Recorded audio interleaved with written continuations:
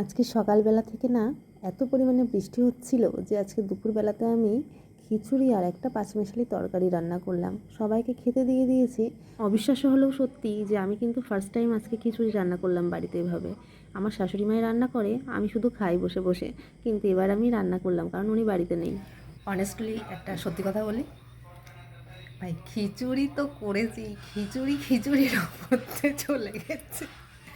মানে খিচুড়ির স্বাদ আর খিচুড়িতে পাচ্ছি না আমি।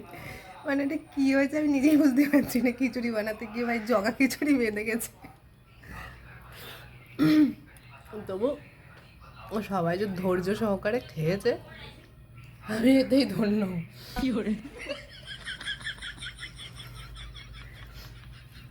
এটা খিচুড়ি বলা যাচ্ছে না, ঠিক এটা হচ্ছে জগা খিচুড়ি নাম্বার 1। তবে প্রথম দিনের তুলনায় ঠিকই আছে, চলে।